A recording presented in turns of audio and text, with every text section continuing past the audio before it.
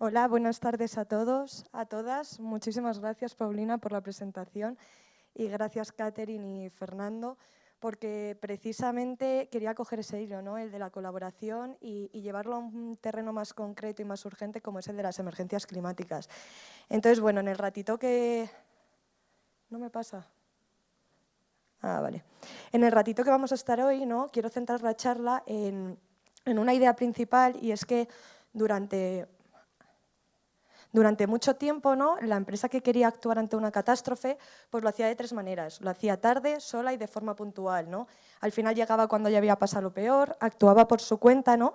Y lo hacía como un gesto aislado. Y con toda la buena voluntad del mundo, al final este modelo se está quedando corto, ¿no? Y yo lo que vengo a proponer, ¿no? Es que pasemos de esa ayuda puntual a la resiliencia colaborativa que bien mencionaba Paulina, ¿no? ¿Y por qué esto es urgente? Pues esto se resume en una frase bastante incómoda y es que cada vez hay más emergencias, ¿no? Y seguimos sin estar preparados.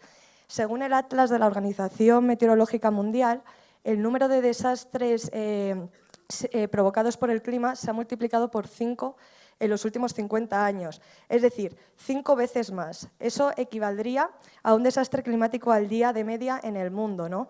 Entonces, bueno, la misma organización lo dice, es una tendencia innegable y, sin embargo, nuestra capacidad, ¿no?, de prepararnos y de responder todavía sigue siendo bastante desigual. Entonces, bueno, ¿no?, en esta situación, ¿dónde está la empresa? Hay muchos estudios que nos dan unos datos que nos deberían dar, ¿no?, de qué pensar, y es que uno de ellos es que el 98% de las empresas actúa solo en la fase de ayuda inmediata, es decir, llega cuando ya ha pasado lo peor.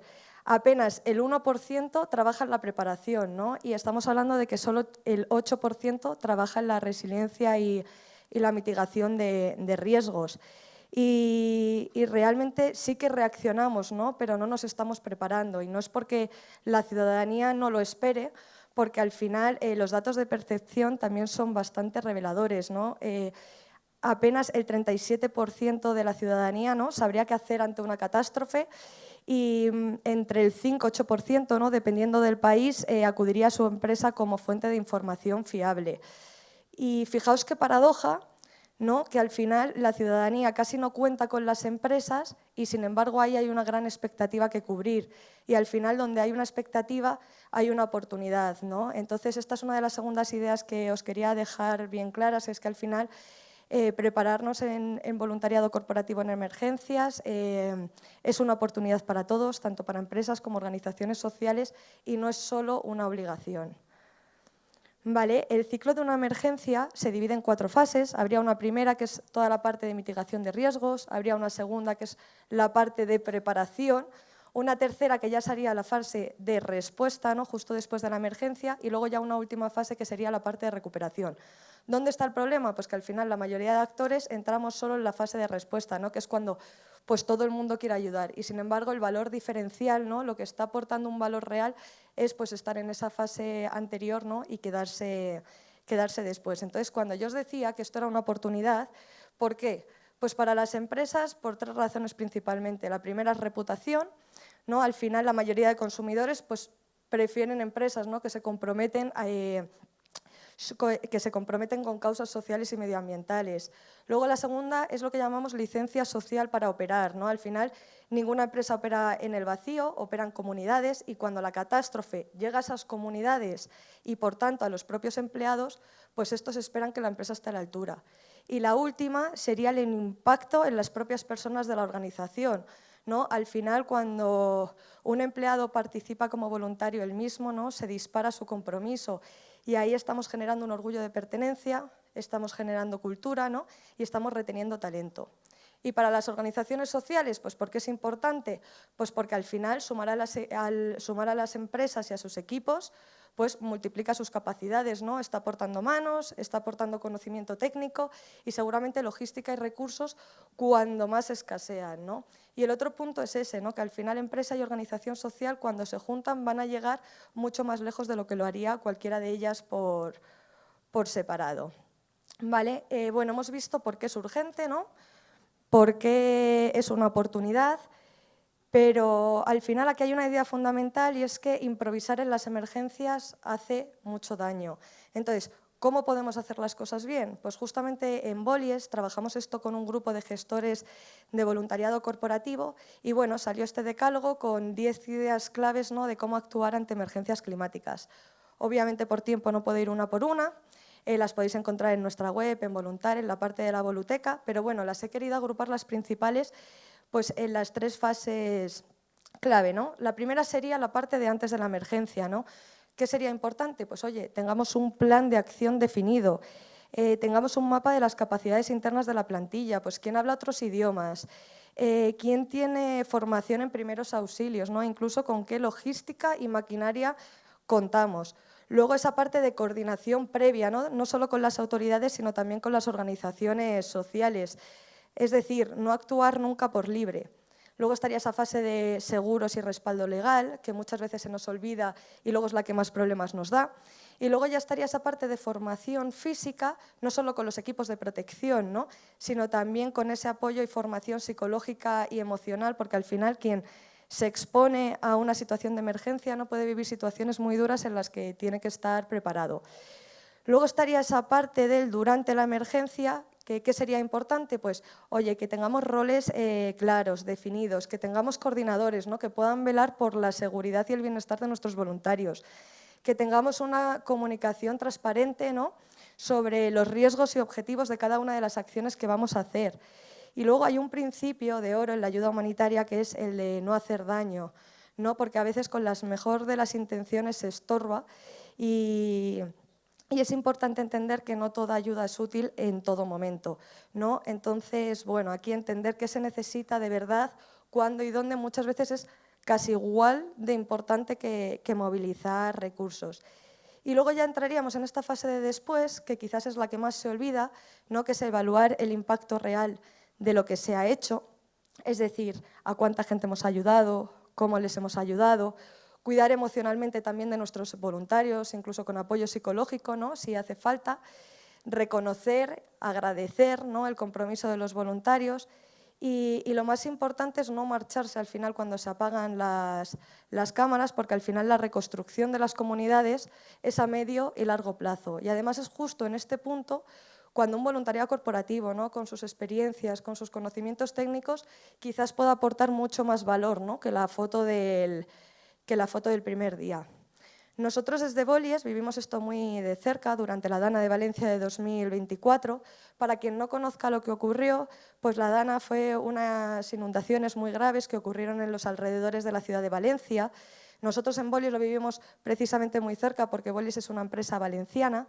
Y bueno, movilizamos a muchas empresas con diferentes autobuses desde distintas ciudades y tuvimos que tomar una decisión importante y era precisamente no llevar al voluntario a donde estaba el foco de la emergencia, en la que ya había demasiados voluntarios, y llevarles a donde las coordinaciones estaban señalando, que era en toda la parte de almacenaje y apoyo logístico, es decir, para que recibieran todas las donaciones, clasificarlas, ordenarlas, ¿no?, y poderlas ya así distribuir a las zonas afectadas y a las familias.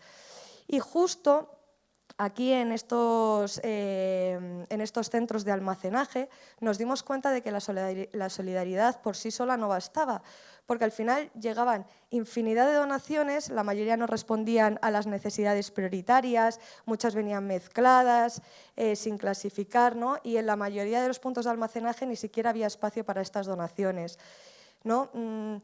No es que la solidaridad no se agradezca, pero muchas veces cuando no somos conscientes de cuáles son las necesidades prioritarias, ¿no?, quizás puede estorbar, porque al final tener tanta donación pues, implica destinar recursos, tiempo, almacenaje, ¿no?, y eso puede bloquear la logística. Y luego otro punto importante del que nos dimos bastante cuenta es que las necesidades iban cambiando por momentos, ¿no? Lo que era importante una semana dejaba de serlo a la siguiente, entonces era súper importante ir viendo continuamente, ¿no?, qué es lo que iba haciendo falta y planificar, no solo en el corto plazo, ¿no?, sino también en el medio y en el largo. Pues al principio no podíamos mandar voluntarios a reconstruir porque primero había que limpiar las zonas, pues les mandamos a las zonas de almacenaje. Luego ya entramos cuando ya se había limpiado el lodo, ¿no?, y ya se podía entrar, entramos a esa fase más de reconstrucción. y ya terminamos pues, con actuaciones quizás un poco más estéticas, ¿no? De devolverle pues, el color a todos los espacios públicos, ¿no? que lo habían perdido.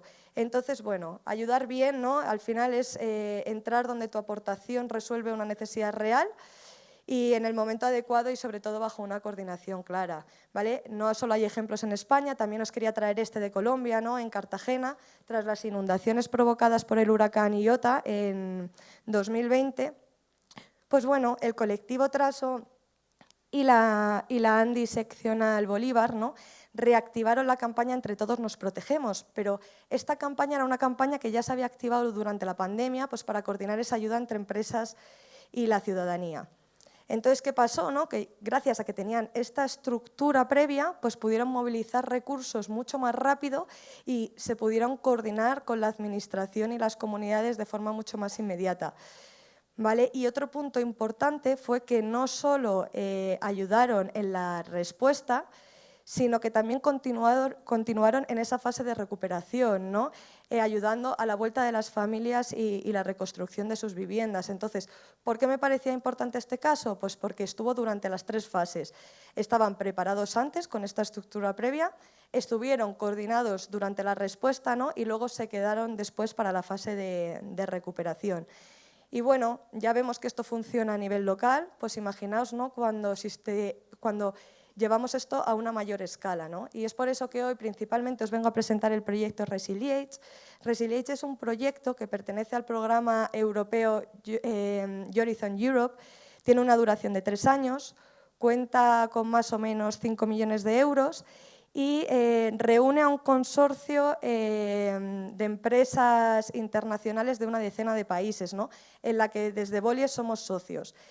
¿Y por qué me gusta mucho este proyecto? Porque al final trabaja la resiliencia de las comunidades, pero lo hace desde la base, ¿no? Lo hace cogiendo su patrimonio natural y cultural como recurso. ¿Cómo trabajan? Pues trabajan con 5 laboratorios en 5 países diferentes de Europa, en Bélgica, Grecia, Portugal, Noruega y Turquía, y en cada uno de estos laboratorios se trabajan riesgos diferentes, pues desde inundaciones, incendios forestales, olas de calor, deslizamientos, ¿no? Y lo importante es que no se investiga sobre las comunidades, ¿no? sino que se investiga con ellas, pues se trabaja con la propia gente local de las comunidades, pues con talleres, mapeos, recursos, coevaluaciones, incluso con juegos y dinámicas, ¿no? Un ejemplo para que lo podáis visualizar mejor es en uno de estos laboratorios. Empezaron a hacer experimentos de psicología ambiental, ¿no? Entonces lo que hacían era con la realidad virtual recreaban una inundación para, a través del seguimiento ocular, ver dónde la gente pues, miraba, cómo reaccionaba, dónde se dirigía y de esa manera podían diseñar mejores alertas y rutas de evacuación. ¿Vale? De este proyecto salen infinidad de guías, de kits, de soluciones, pero sobre todo sale una cultura de gestión del riesgo que lo que está haciendo es poner a las comunidades y a las empresas en el centro, ya no solo como espectadoras, ¿no? sino como protagonistas. Y bueno, desde Bollies pues estamos involucrados activamente en este proyecto, por eso nos gusta traerlos en todos los espacios donde es posible. Y al final, todo lo que se hace en este proyecto no queda en vano, está a disposición de todo el mundo, es abierto, es gratuito. Entonces, bueno, yo os he dejado ahí el código QR, ¿no? para que podáis entrar, investigar, compartirlo, usarlo, porque al final esto está diseñado para personas como las que están hoy en la sala. Y nada, simplemente para cerrar, me gustaría terminar como empecé, y es que el futuro del voluntariado corporativo en emergencias no es reaccionar mejor, que también, sino construir comunidades que resistan mejor. Y para mí eso es el futuro colaborativo. Muchas gracias.